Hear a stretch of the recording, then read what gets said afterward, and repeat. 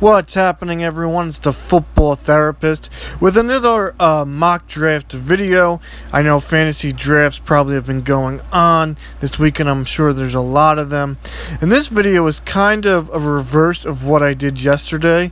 So yesterday I talked about the mid-round strategy, but I talked about how I would want to pass up Michael Thomas in favor of a running back. Now, although I still stand by that approach, what if you're someone who doesn't really trust the running backs on the board, feels like you're in a position where from pick 6 to I'd say 8 or 9, you want to grab Michael Thomas, and then you want to try to see what running backs you could grab a little bit later.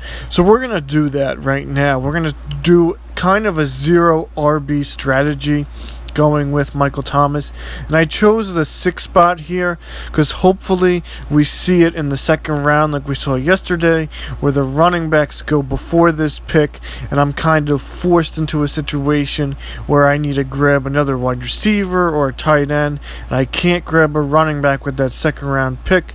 But really, Michael Thomas, this strategy can go from anywhere from 1.6 to 1.9, and if you're getting him later, there is a great chance you could get one of those RB1s, which would definitely be something to look for and would help your team in a more balanced approach.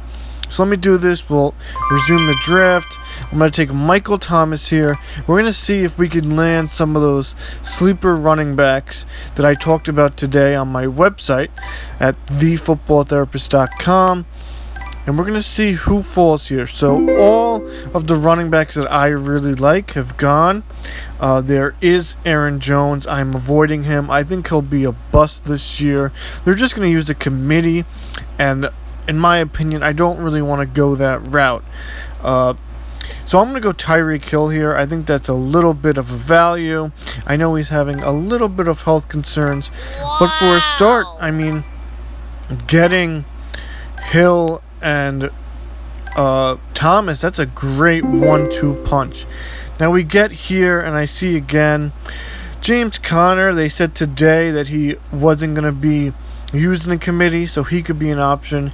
Chris Carson, Todd Gurley, but I'm going to punt the position altogether. I'm going to go zero running back, and I'm going to grab Kenny Golladay, who I think has top 5 upside. So I got 3 top-notch wide receivers here.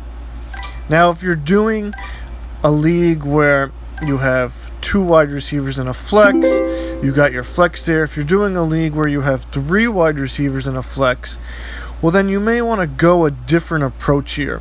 So what I'm going to do here is Melvin Gordon. He would definitely be a good pick for an RB2.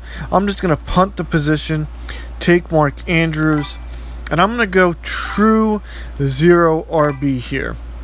Now, I talked about how I didn't like this strategy yesterday, but for those who may feel that the value isn't there, or you may have to go this route, I'm going to show you what you can get. So we're going to look here. I'm going to take a quarterback here. The running backs, what do they look like? Ronald Jones with Fournette there, not good value. Montgomery, maybe, but I'm not going to consider him here. I'm going to go with a Kyler Murray, who I really like as a quarterback this year. He's in my top 5. I think he has a ton of upside.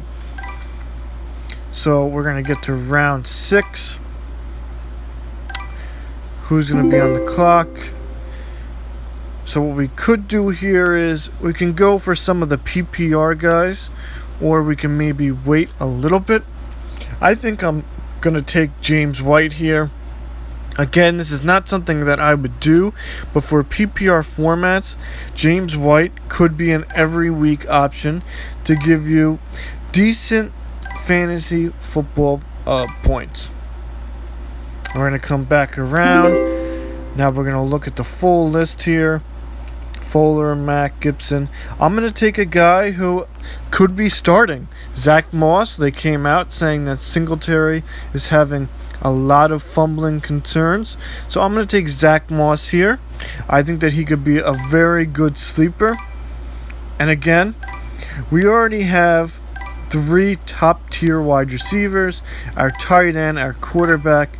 So now we kind of just want to go and try to get the guys that can get us some quality points every single week.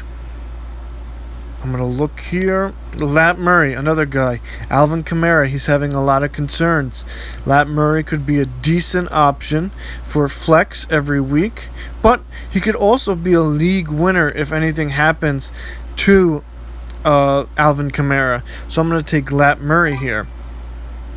So as you can see, we have pretty much every position but running back locked and loaded. Now it's just about grabbing guys who has that potential. We see that Chase Edmonds, a guy that I talked about today, he could be used a lot, in my opinion, in different looks in this Cardinals offense. They said that he could potentially be starter worthy. I'm going to take him right here. I'm going to take Chase Edmonds. And these are 3 guys that I think could be league winners. And then James White, who to me is a very safe option this year to put up RB2 or flex type numbers. Now we get another guy, A.J. Dillon. I talked about him today in my website. I wrote an article. He has a lot of upside. I don't believe in Aaron Jones' ability to stay healthy. I think they use running back by committee. He could be a touchdown vulture. We'll put him in there. That's 4 guys that I talked about today in my article. Now again, this strategy isn't going to work every single draft, but to just keep grabbing guys, I'm going to grab Tony Pollard here. Again, if anything happens to Zeke, he could be a league winner. He has kind of flex upside in my opinion any given week, even with Zeke there, but he's the type of guy that could win your league. So again, if you're doing 2 wide receivers and a flex, we look at this team. Michael Thomas, Tyreek Hill, Kenny Golladay. Can't get any more solid than that every single week. All those guys can put up top 5 to 10 numbers. Kyler Murray, top 5 quarterback in my opinion. Mark Andrews, top 3 tight end.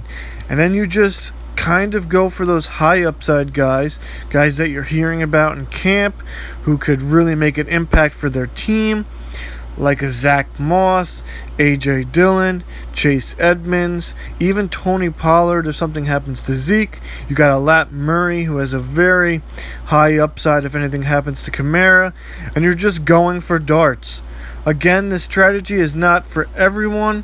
I personally don't use this strategy, but if you have to grab a Michael Thomas in the first round and you miss out on running backs, could be a great strategy.